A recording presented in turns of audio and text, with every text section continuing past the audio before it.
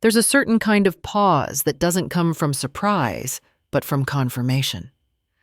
The hallway smelled faintly of rosemary and something sweet. The soft clink of silverware against ceramic came in gentle waves. I tightened the tie of my cardigan, the pale blue one, with one missing button I'd never gotten around to replacing. There had been time, just not reason. I stepped into the dining room out of habit more than invitation. The table was dressed with care. 4 linen napkins folded into triangles, 4 wine glasses, 4 polished forks, placed just so. There were only 4 chairs, 1 for Eric, 1 for Kimberly, 1 for Abby, and 1 more likely for the guest they hadn't yet mentioned. I stood a moment longer than necessary, fingers curled lightly around the edge of the doorway. My presence seemed to echo louder than the cutlery. Kimberly's voice, without inflection, reached me as she poured something into the gravy boat. "Oh, you don't have to worry about dinner tonight. We're having someone over, Eric's colleague. Just easier to keep it small." Easier.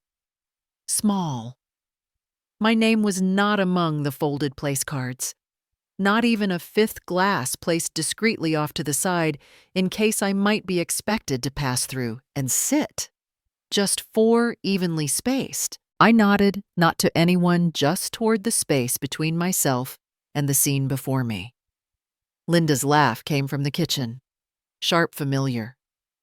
The same woman who once said at Abby's birthday party, "Joanne blends into the background so well, you forget she's even there." It wasn't said in cruelty. That was what made it worse. From the corner of my eye, I saw Kimberly adjust her earrings in the hallway mirror. She wore the ones with the thin gold lines, the ones she'd said were too grown up for daytime, until she wasn't asking anymore. Eric's voice came low behind her. "Did Mom hear we're using the dining room?" "She'll figure it out," Kimberly replied. I did. Back in my room, the smallest in the house, the one that used to be the laundry nook before they added new cabinets, I sat in the armchair Richard once used in the den. The fabric was thinned at the edges. The left arm still carried a faint, stubborn stain from the day Abby spilled juice, and no one rushed to clean it except me. On the side table was a manila envelope opened cleanly.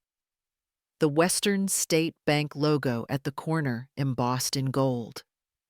Inside, the account number we used to share until now. The page read plainly.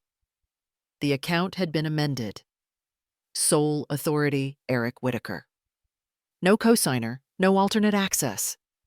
I touched the corner of the page. My thumbnail traced the faint line where the paper had been folded. It wasn't sudden. It had just waited until it no longer needed to be hidden. A draft passed under the door as I sat still. I noticed the sound of ice cubes clinking against a glass down the hall. Kimberly's heels made deliberate clicks across the hardwood. Abby's voice rose and fell in soft rhythm, interrupted by someone shushing her gently. In the corner of my room sat a small chest. Inside it, photographs that hadn't seen light in years. Eric in grade school, grinning wide paint on his face. Kimberly in the early days, polite and perfect. Abby, as a newborn, asleep on my chest, her fingers wrapped around the chain of my pendant. The same pendant, now tucked into my sock drawer, no longer worn. No one had taken these things from me, not physically. They had just become things I no longer needed to share. At some point, the dinner party began. I heard the laughter swell and collapse, a wave of practiced jokes and compliments. Plates clattered, a cork popped. There was a 5th chair once. In every photo, every memory, every Sunday. It wasn't always the same chair, but it was always mine. Now there were 4. I stood and walked to the small dresser where I kept my essentials. On top sat a faded ceramic dish shaped like a leaf. It held my wedding band, tarnished now, and a few stray buttons. I lifted the ring and held it up to the lamplight.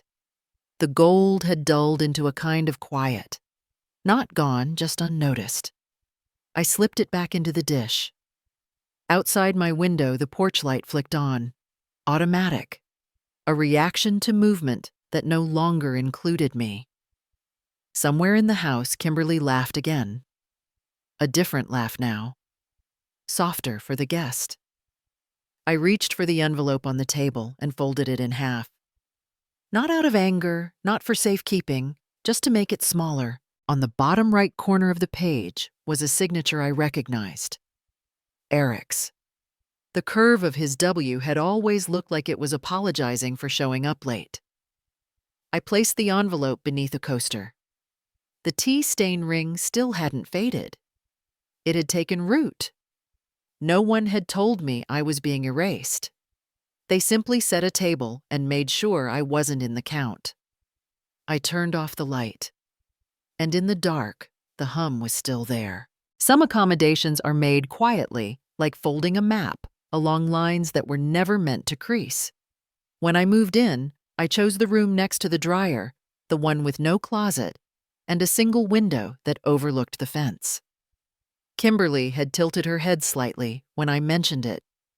"It's not very big," she observed. I nodded.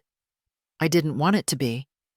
The room was narrow enough that when I sat on the edge of the bed, my knees nearly touched the dresser.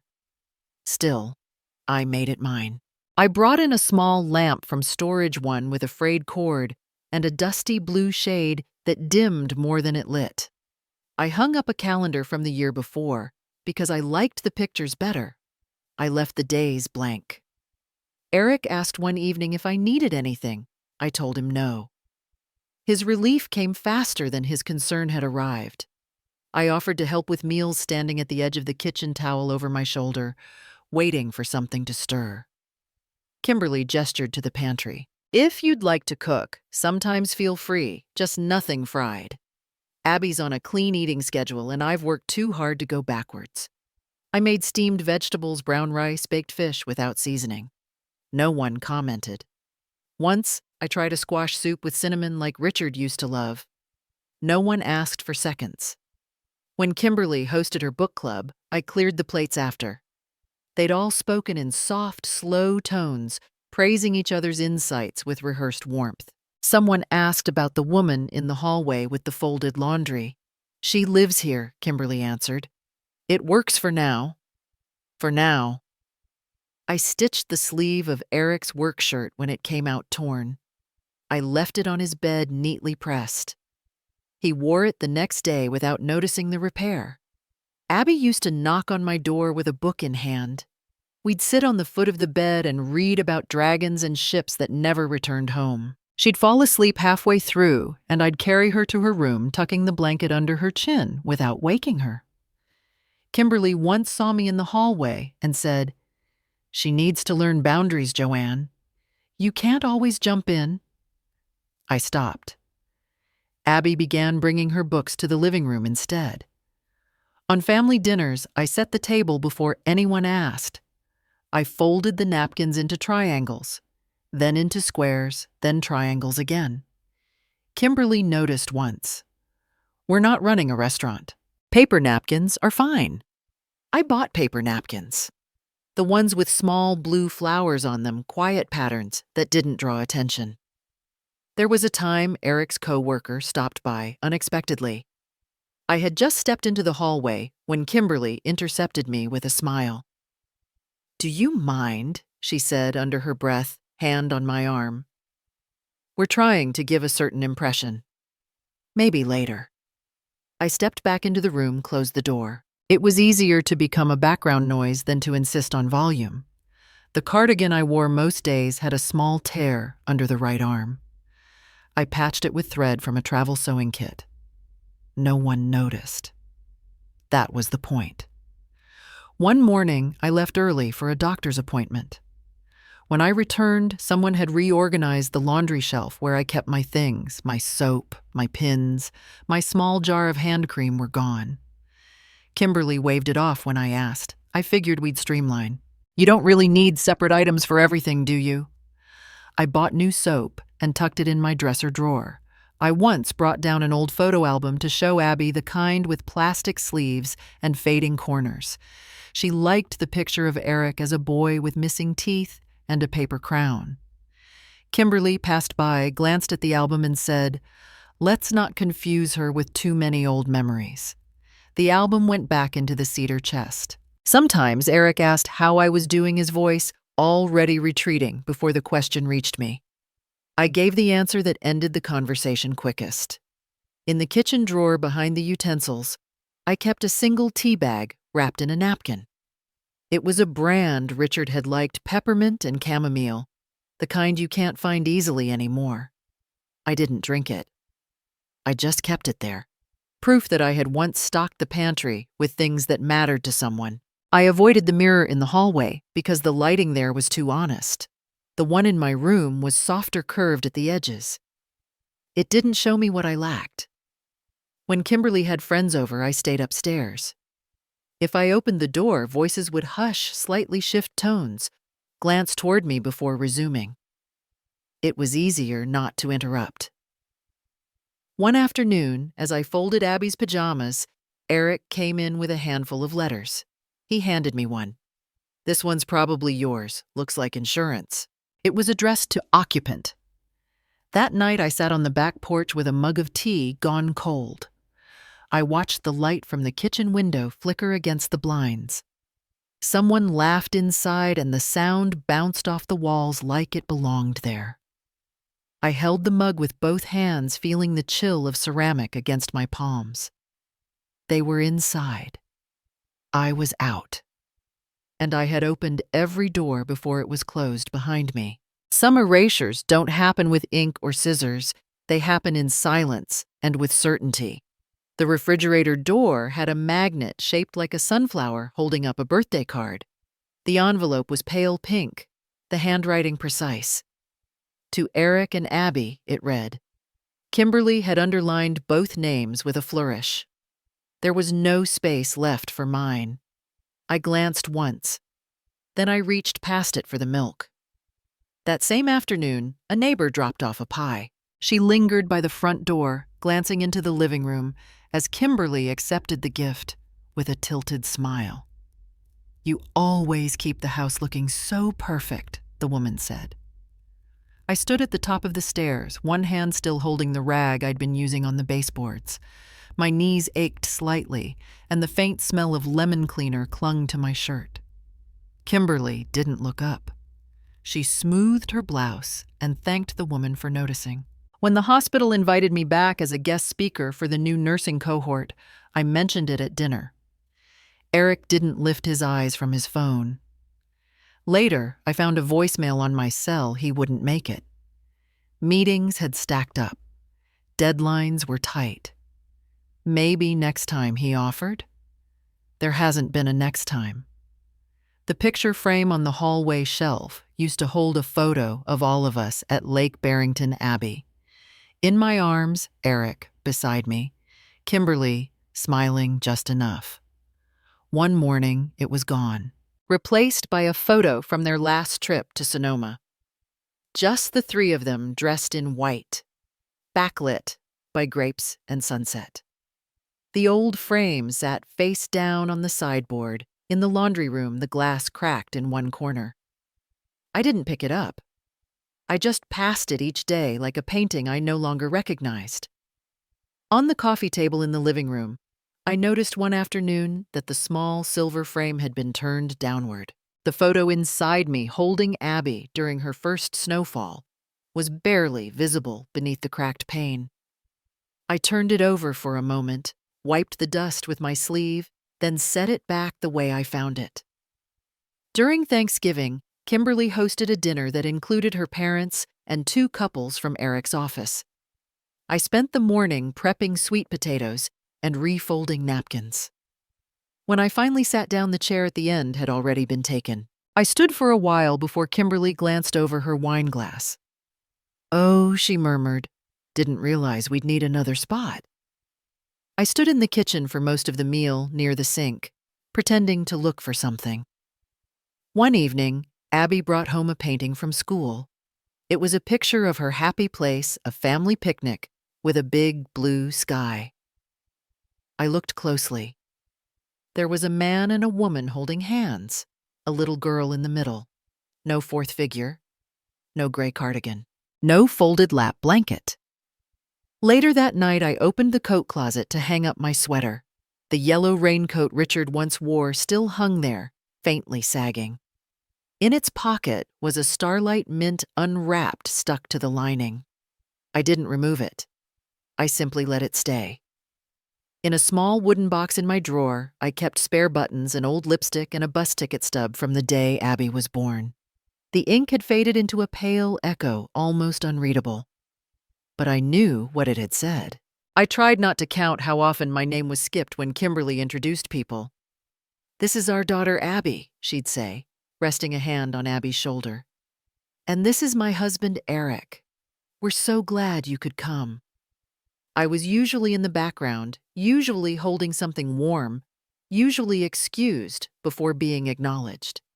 They weren't cruel. They simply rearranged the house until I no longer matched the furniture. I once received a text message from a family friend.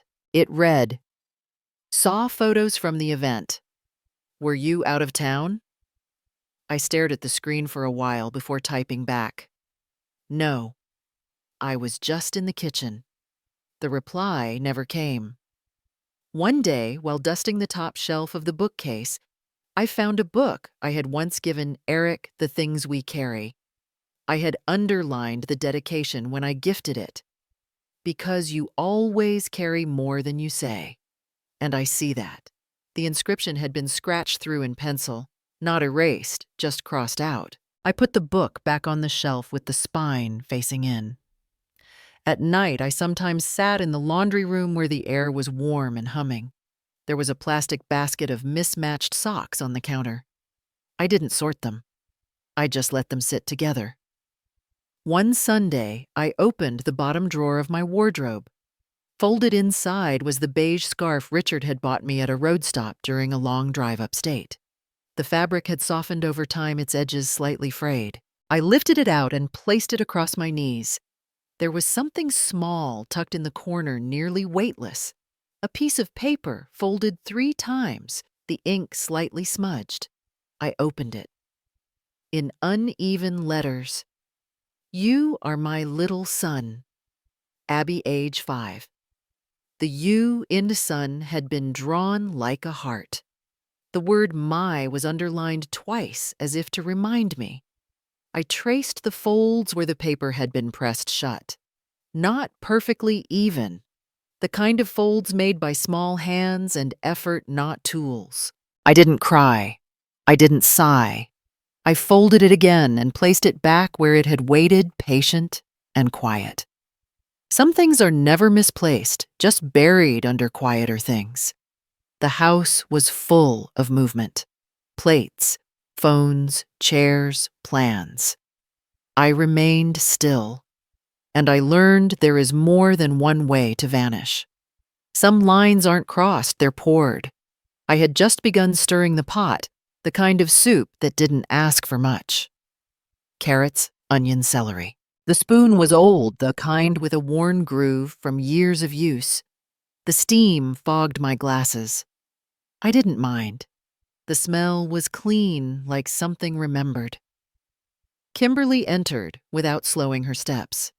She pulled her sweater tighter as she passed behind me. "That smell," she said while opening the fridge. "Is there a reason everything you make has to remind people of—" Age? I didn't answer. I rarely did when sentences came with that tone, half statement, half verdict. She pulled out a bottle of water and leaned against the counter. "We're not in a retirement home, you know. Maybe something lighter next time." Abby wandered in soon after, trailing her small shadow behind her. She held a cup with both hands, but her fingers weren't strong enough. The milk tipped and spilled across the tile in one clean, circular splash. I moved automatically. The towel was already in my hand. "Don't," Kimberly cut in, voice firm. "You'll smear it everywhere." Her knees cracked as she crouched down. "Let me clean it. You just complicate things." I stopped towel frozen midair, then set it on the counter beside the stove. Abby stood still, looking at the puddle like she had done something irreversible. Her lips parted slightly, then closed again. Eric walked in. His keys dropped onto the kitchen table with more sound than weight. He surveyed the scene, Kimberly on her knees, Abby staring down me at the stove, and exhaled. "It's always something," he muttered. "Every time I walk in, it's chaos." He moved past Abby and picked up the pot I'd left simmering. Soup again. Because nothing says welcome home like beige food. I didn't answer. I reached for the towel again, not to defend, just to hold. He lifted the pot with both hands. I turned slightly, gesturing quietly for him to lower his voice. Abby still hadn't moved. "I'm tired of this," Eric said. "Tired of walking into tension. Tired of feeling like a guest in my own kitchen." The steam curled above the pot like a veil. He didn't yell. He didn't raise his hand. He just shifted his grip and tipped. The water met my arm before I understood what had happened. There was no sharp scream, no outcry, just sound. A hiss that didn't belong in kitchens. A wet tearing like paper meeting fire. And then the smell flesh boiled and sharp. I dropped the towel. My breath caught in my chest but never made it out. The pot clattered into the sink behind me. Eric's voice came low. "Maybe now you'll stop hovering." Kimberly stood brushing her palms together. "Look at this floor. It's going to take forever to mop up." She looked around for paper towels. "We just had it cleaned." I stepped back, hand cradling the crook of my elbow. The skin there had already started to swell red and stretched blistered like overfilled plastic. I didn't try to speak. Abby sat down cross-legged beside the counter, her eyes locked on my arm, not blinking. Her small hands pressed into the tile. No one came closer. I steadied myself against the counter. The granite was cool, solid. We'd picked that slab after weeks of indecision. Richard had said the pattern looked like rivers, and I'd thought it looked like branches. Now it was just stone, and I was just weight leaning into it. I walked out. The hallway felt longer than usual, the light above flickering faintly, like it couldn't decide whether to help. My footsteps were soft, but I heard each one. Eric called after me. Not my name. Just, "You always have to ruin everything." I didn't turn. On the wall near the stairs was a framed photo of Abby and Kimberly at the fall festival. Kimberly held a caramel apple. Abby wore a plaid dress I'd ironed the night before. I hadn't been invited that day. I'd stayed home to steam curtains. The burn pulsed now. The skin beneath my sleeve felt tight, like it might split open with movement. I gripped the banister with my good hand. The wood was worn smooth at the top, sanded by years of fingertips. In the living room, the lamp was on. Its light spilled across the carpet like a question I couldn't answer. There had been no apology, no accident, no pause. Just hot water and a decision. Some people close doors loudly, others just let them rot off the hinges. Eric hadn't looked surprised after he did it, just annoyed, like someone brushing crumbs off a shirt. Kimberly hadn't checked on me, only the floor. Abby hadn't spoken. Her silence was the only sound that followed me. I reached my bedroom. The handle turned easily. Inside, everything was where I had left it. My coat hung neatly. My shoes lined up by the door. The envelope on the nightstand still folded, still waiting. A ceramic bowl with loose safety pins. A tin of balm with the lid dented. I sat down on the edge of the bed, back straight, both feet flat. The window beside me was cracked open just enough to let in the breeze. I looked down at my arm. The skin bubbled quietly. The pain wasn't sharp anymore. It was full, round, like something borrowed that had taken up residence. I didn't reach for ice. I didn't bandage it, I didn't call out. I rested my hand very gently on my knee. They had spent years rearranging the house until I was the extra chair. Today they didn't need the chair at all, and for the first time, neither did I. I never realized how quietly a decision could arrive like steam, escaping through a cracked lid unnoticed until the pot is nearly empty. I turned the lock on my bedroom door without making a sound. The click felt final, though no one in the house would have noticed. My hand, wrapped in a clean kitchen towel, trembled slightly, not from pain but from the stillness I had carried since the kitchen incident. The towel had gone stiff where the water had cooled and dried. I didn't change it. In the back of the cedar cabinet Richard used to call the vault, I reached behind a stack of old tax returns and pulled out a manila envelope, one, with his neat black lettering on the tab, Deed, Original. I unfolded it slowly. My name was alone on the title, written in pen. His pen, the fountain one with the blue ink that always smudged if you didn't let it dry. There had been no joint ownership, no updated filing when Eric moved in. I had forgotten that, or maybe I had let myself forget. I traced my signature at the bottom, remembering how I signed it in the lawyer's office 23 years ago, the same week Richard gave me the keys and said, "It's yours, in every way that matters." I didn't feel like it had been mine for a long time.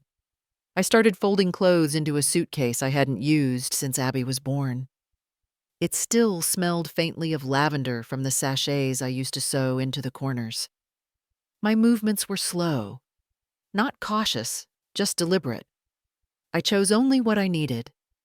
A few shirts, some slacks, underwear, a sweater that still had one of Richard's cufflinks in the pocket from a weekend trip years ago. Nobody knocked on my door. Nobody asked if I needed ice or cream or anything at all. From the hallway, I heard Kimberly's voice. "She'll probably milk this for all it's worth." Eric didn't answer at first, then, "Let her. Maybe she'll finally get the message." I stopped zipping the suitcase. Not out of shock, just to let the silence return. In the drawer beside my bed, I found my wedding ring. I hadn't worn it in years. The gold had dulled, the inside was engraved but nearly smooth from time. I didn't put it on. I wrapped it in a handkerchief and placed it inside the suitcase. I opened the closet and looked for the black coat I used to wear to church. It still had a small church bulletin in the inside pocket. Easter Sunday, 5 years ago. Abby had drawn a cross with flowers on the back and signed it in uneven letters, "For Grandma who sings the loudest." I kept the paper, but left the coat. I walked out of the room holding the suitcase in my left hand. My right hand still cradled the towel. "Don't forget to switch off the kitchen light," Eric called from the living room. That was all. Not "How's your hand?" Not "Where are you going?" Not even a glance. I looked toward the sofa but didn't speak. On the side table next to the TV sat the old wedding photo Richard in his suit, me with my veil slightly askew. I picked it up and stared for a long time. We looked unprepared but certain. I placed the photo gently on the center cushion of the couch where Richard used to fall asleep after dinner. It faced the television, though the screen was dark. That photograph didn't belong to this house anymore. Not now. Outside the door, the sky hung heavy. The porch light flickered once when I stepped down. I didn't take an umbrella. The drizzle felt soft, not invasive, like being noticed by something that didn't need to speak. The keys felt heavy in my palm. I locked the door behind me, not out of habit, but with intention. The fabric of my sleeve clung to the towel. I adjusted it slightly and tightened my grip on the handle of the suitcase. I didn't leave a note. I didn't leave a forwarding address. I didn't expect anyone to notice until the trash bins weren't brought back from the curb. Somewhere between the front gate and the end of the driveway, I heard a dog bark from the neighbor's yard. Then nothing. No one called out. Not even Abby. I had thought of leaving many times before, but the difference now was not about anger or pain. It was clarity. When I reached the sidewalk, I paused and looked back just once. The curtains were open in the front room. Kimberly stood with her arms crossed, watching the weather forecast, the flicker of lightning on the screen reflected in her glasses. No movement toward the door, no tilt of the head in my direction, just routine, as if I had never been here. Richard once told me, "The people who love you won't need reminding. The people who don't, you could hang a banner and they still wouldn't look up." The banner had been hung, folded, burned, and forgotten. I had been loud in all the quiet ways that mattered. Folded shirt soup on cold nights' bedtime songs. None of it was loud enough for them. I walked on suitcase rolling behind me with a soft squeak. I wasn't running. I wasn't hiding. I wasn't asking. They had built a world that didn't have room for me. And I finally understood it wasn't mine to fix. They wanted me gone. But they forgot something. I was the one holding the key. I didn't need a goodbye to know I was already gone. The bus pulled away from the curb without slowing, the kind that didn't wait for second thoughts. I kept my hand wrapped in the towel from Eric's kitchen drawer, the floral one Kimberly had once said looked too retro for her aesthetic. I hadn't said anything then. I didn't now. The towel stayed wrapped around the burn damp from melted ice. It clung to me like a final sentence no one heard. No one came to the door. No footsteps, no glass clink, no rustling behind blinds. Just the soft thunk of the lock behind me as I turned the key for the last time. That door, once white, had been painted gray by Kimberly. "It looks more modern," she'd shrugged. But it had always seemed to me like a door trying to disappear into the wall. Elmwood Hollow didn't have a welcome sign. Just a crooked mailbox with a rusted flag and a wooden bench under a tree that looked too tired to blossom. I hadn't been back in over a decade, but nothing argued with me for leaving so long. The air was cleaner in the way forgotten things usually are, dusty, still patient. The cottage stood like it had been holding its breath. Paint curled from the window frames. One shutter hung sideways as though it had turned away. I pushed the front door with my shoulder. The hinges resisted, then gave in with a sound like paper tearing. Inside smelled of thyme and cedar, and something older, like silence that had waited too long. Richard's gloves were still in the drawer by the bed. Worn leather, one finger torn at the seam. I slipped my hand inside the left one. It didn't quite fit, but it didn't fight me either. Next to them was the wooden pen case I gave him on our 23rd anniversary. His initials and mine carved by a boy at the county fair, J.R.W. The lid creaked open to reveal the fountain pen with its chipped gold nib. Beneath it, folded like it mattered, a note I had forgotten. "Don't forget you were the first person I ever trusted." I sat on the edge of the bed without taking off my shoes. The mattress still dipped in the middle like it remembered how we used to sleep. I didn't bother with lights. The dusk in Elmwood Hollow was soft, and I didn't want to wake the walls. Later, I swept the floor with a broken broom handle. I boiled water in a rust-flecked kettle. It whistled louder than I expected, and I caught myself glancing toward the door, waiting for someone to tell me to turn it down. No one did. I let it scream a second longer. There were no voices here. No tapping of shoes down the hall, no filtered laughter from the other room. Just the ticking of the clock with no hands, and the creak of wood that remembered how to shift in the cold. In the kitchen cabinet, I found a chipped mug with a faded violet pattern. I wiped the inside with the hem of my sweater and poured the water in slowly. No one grimaced at the smell of peppermint. No one pushed their plate away or said the meal felt too heavy for summer. There was only the steam curling like soft punctuation, finishing a sentence I hadn't meant to speak aloud. When I opened the floorboard safe, I didn't hesitate. The code was still the same, Richard's birthday in reverse. Inside the envelope was dry. I slid it out, careful not to bend the corners. 16 years of deposits. $10 here, 25 there. Every time I cleaned someone's attic, sold a set of dishes, or hemmed a skirt someone said wasn't worth saving, I tucked a little away. Not because I had a plan, just because I had a self. There was the title deed, too. My name, no one else's. Elmwood Hollow, parcel 113. Signed in thick blue ink by a younger version of me who still believed in fairness. A version of me who never thought the granite countertop she chose would burn her hand someday. At the bottom of the safe was a photograph, black and white creased along the corner. Richard standing behind me, one hand on my shoulder. Eric between us, 6 years old, gap-toothed, clutching a pine cone. I didn't flip it over. I didn't need to. I made toast the next morning, the kind that cracks loud between your teeth. I scraped butter across it with a spoon. Ate standing up. No one corrected me. I washed the dish and placed it upside down in the sink. Not because someone was watching, just because it was how I had always done it. That evening, I found the blanket with the stitched edge I had finished the winter Richard caught the flu. I carried it outside and wrapped it over my knees. The porch creaked beneath my weight but didn't splinter. The stars were beginning to show.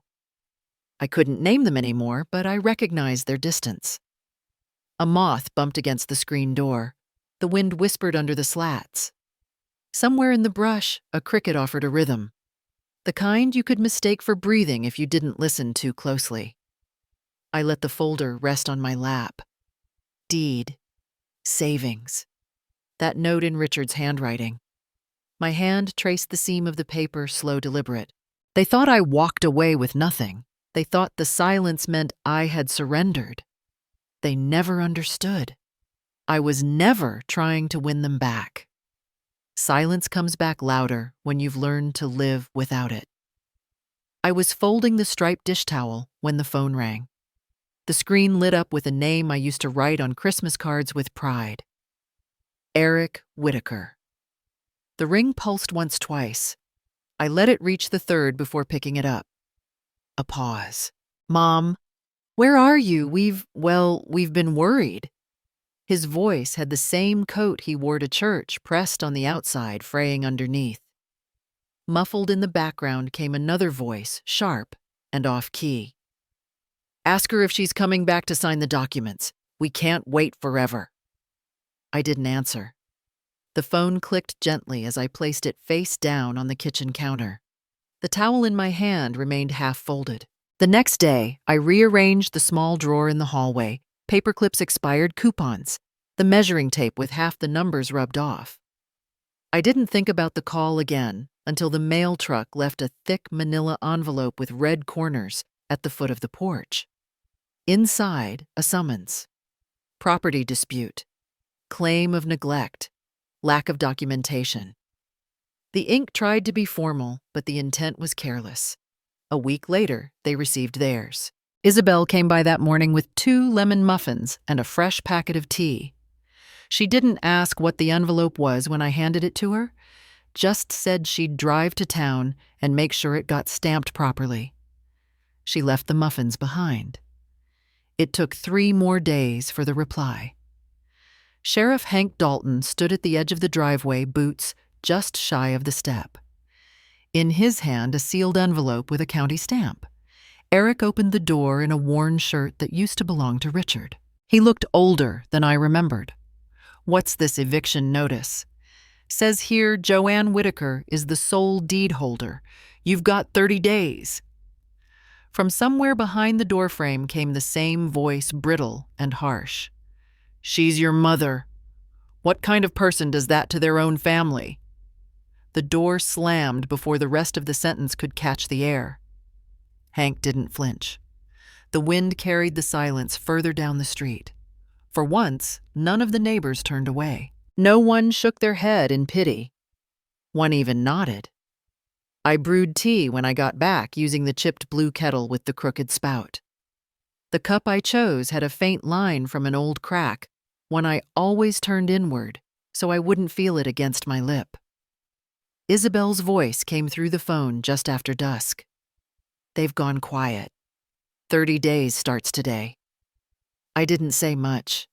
Just looked at the rim of the cup, then out the window where the wind moved the pine needles like someone smoothing hair. They taught me silence, I said. Now it's their turn. I placed the phone down and ran my thumb over the folded napkin I'd used earlier.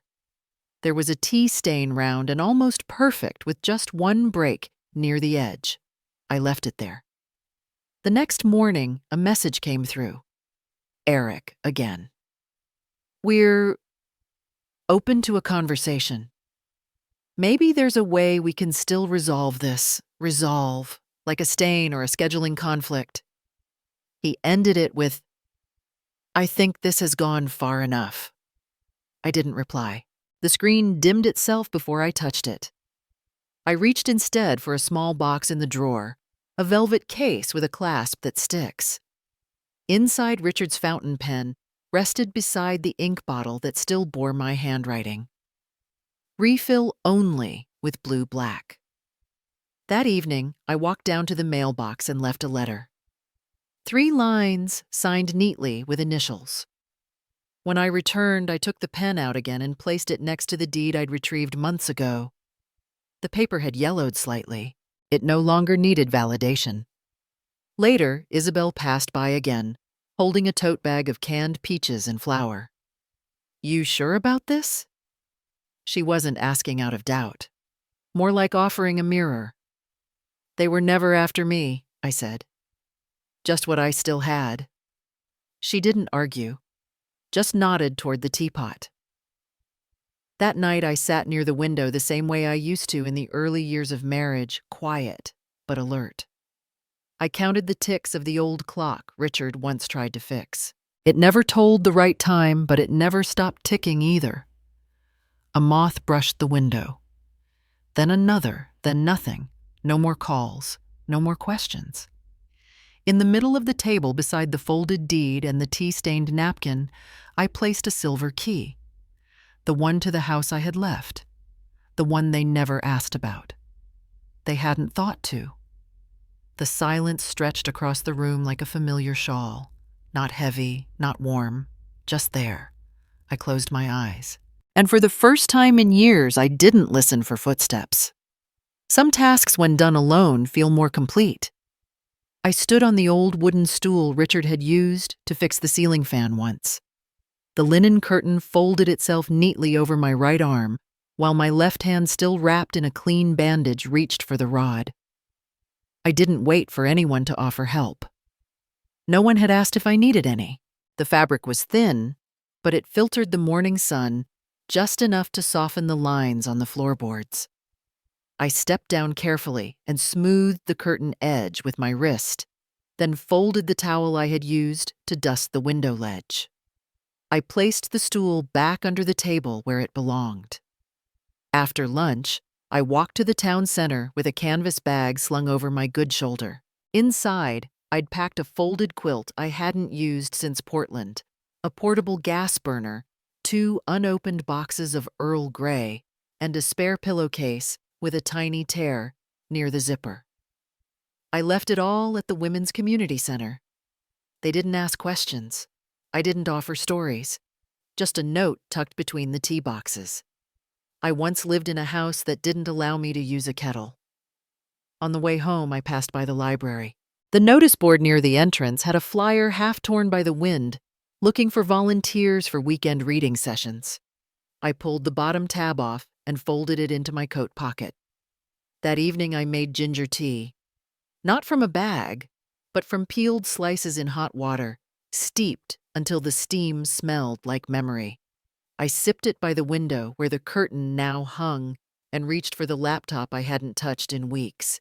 Eric's profile photo hadn't changed. Kimberly's had.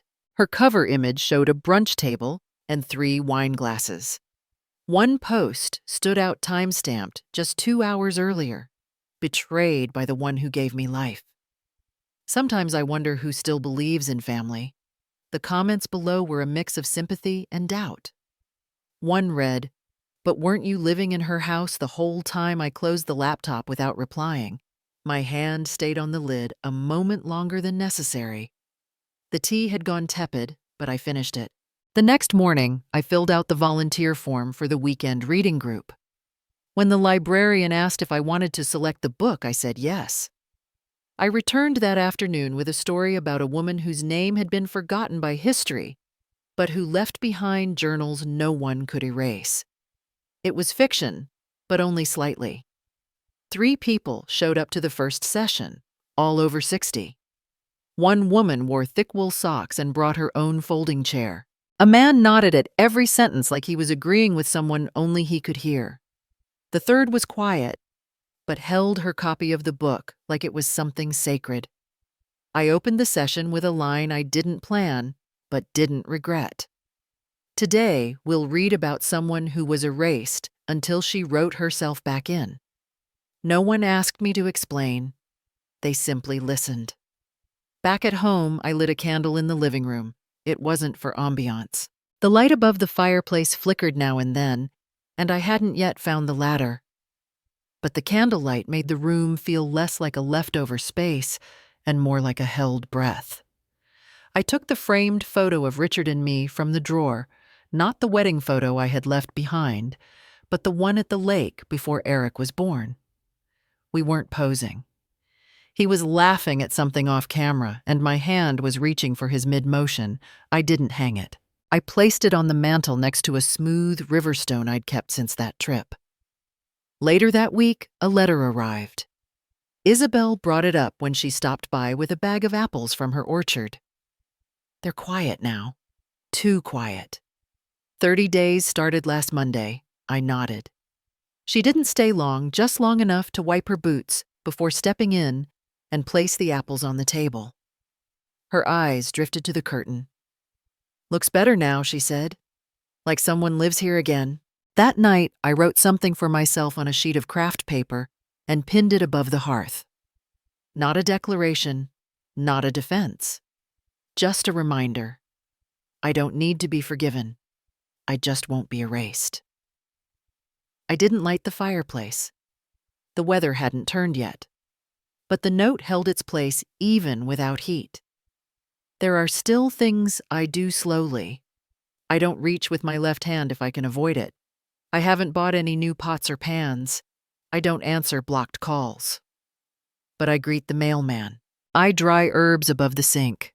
I fold dish towels into thirds instead of halves the way my mother used to. Some evenings I walk to the edge of the woods and sit on the bench Richard built when we first bought the land. I bring nothing with me. The quiet doesn't ask for explanations. I let it wrap around me like a shawl. I don't know if they've moved out yet.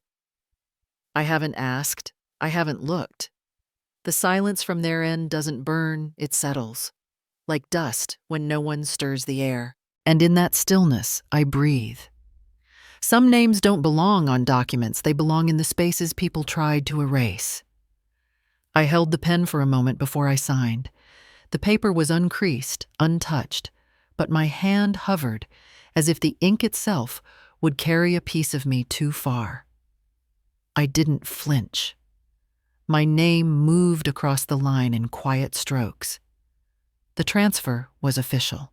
The house on Sycamore Lane now belonged to Hearth and Haven, a nonprofit that helped women who had been told their place was no longer theirs. The man from the county nodded, once collected the file, and left without much ceremony. That suited me. The morning sun lit the edge of my kitchen counter in Elmwood Hollow. The same light had once streamed across another counter one, with fingerprints that weren't mine, where voices once argued about things I never said. I folded the signed copy and slipped it into a drawer under the old utility scissors. No frame, no copy for display. A clean gesture needs no reminder. A week later, I returned. Not to see what had changed, but to confirm what had stayed the same. The house sat heavier than I remembered. Windows shut. Grass overgrown. A recycling bin knocked sideways. The front porch, once lined with mismatched shoes and chalk drawings from Abby, now sat barren, save for a single sandal that belonged to no one I could recall. I didn't climb the steps. From the sidewalk, I saw the shadow of a new sign already installed in the yard just off to the side where the old mailbox used to lean. The Haven. Each letter carved into cedar burned slightly at the edges, as if even the words had been through something. Below it, a smaller line etched in quieter font. For those who were once told to leave. I tapped one knuckle gently against the wood. No reason, just something my hand chose to do. The thud sounded familiar, like the knock of forgotten memories.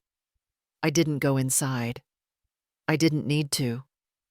The police had overseen the move-out. I heard Kimberly had screamed about injustice, about betrayal. A neighbor had told Isabel that she'd thrown her handbag at the porch post. Eric had left quietly, apparently, saying little, taking less. He left behind the wedding photo, his not mine, face down on the floor of the guest room. Kimberly forgot her lavender-scented candle and a pair of red heels I once mistook for mine in the dark. I stood at the gate. Across the street, Linda Preston slowed her car as she passed. I recognized the hesitant pause, the slight tilt of her chin as she squinted toward the sign. Her expression didn't shift. I gave a small nod and an even smaller smile, polite, distant. She didn't wave. That was fine. A breeze carried the scent of distant rain and stirred the hem of my coat. I looked once more at the house, not to remember it, but to confirm I wouldn't. That space no longer had permission to take up room in my memory. Before I left, I placed one last thing in the rusted mailbox that still hung beside the fence. A postcard with no return address. Just a name written in blue ink, Abby. If you ever want to hear a story again, you can find me in Elmwood Hollow. No instructions, no pressure. Just a window cracked open. Back in the hollow, the kettle had cooled. I reheated it while staring at the watercolor pinned above the sink. It was one I painted years ago, mountains mist, and a figure that could have been me or not. I hadn't looked at it closely in years. Now I traced the edges with my eyes and saw where the paper had warped slightly from steam. Later that evening, I brought down the last box from the hallway closet. Inside were remnants I hadn't had the strength to touch since arriving. Old insurance forms, a bottle of nail polish I hadn't used since my birthday 3 years ago, and the ribbon from my retirement party. I kept only one thing from the box, a single crochet square from a blanket my mother started and never finished. The yarn had dulled with age, but the pattern remained steady. I pinned it beside the watercolor next to a thumbtack that held up the last letter Richard ever wrote me, unsigned, folded once. That night I made tea. Not because I needed warmth, but because I wanted to use the old enamel cup with the chipped rim. I held it with both hands, letting the heat spread slowly across my palms.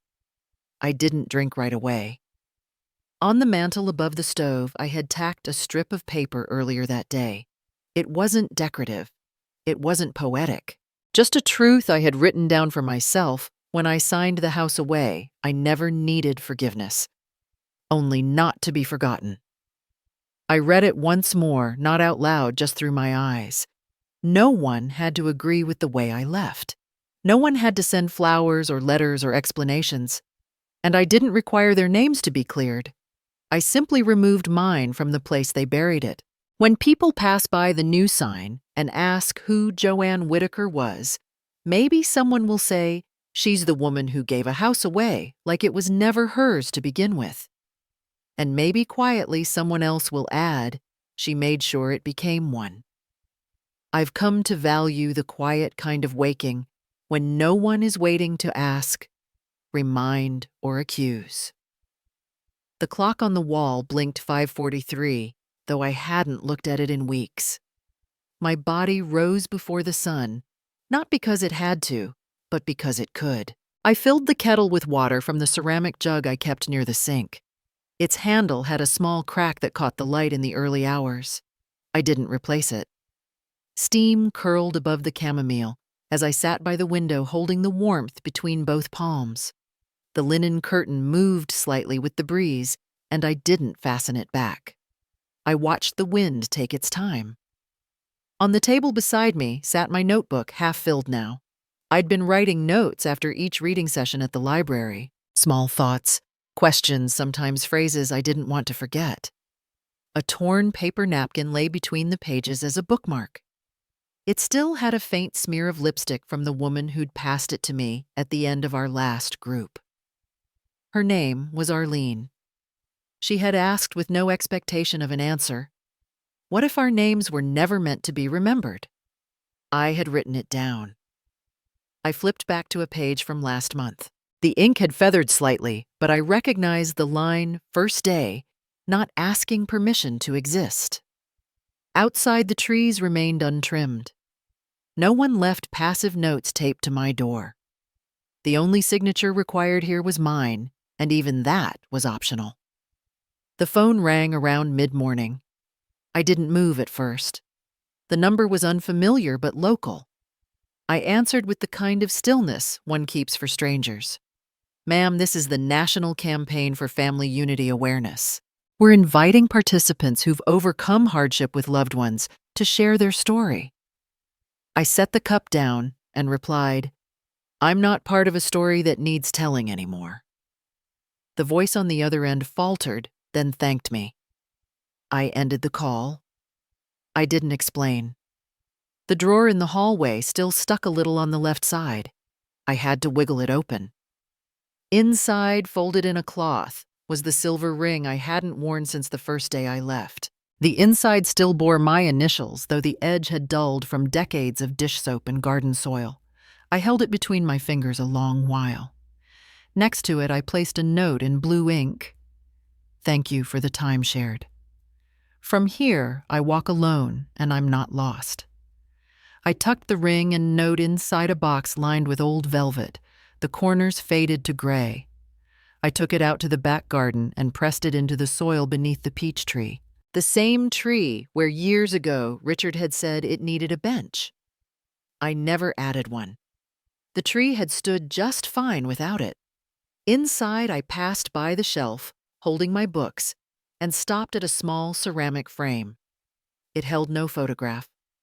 Only a line handwritten on recycled paper. Not seeking forgiveness. Only refusing erasure. I returned to my chair and opened a letter that had arrived the day before from Hearth and Haven.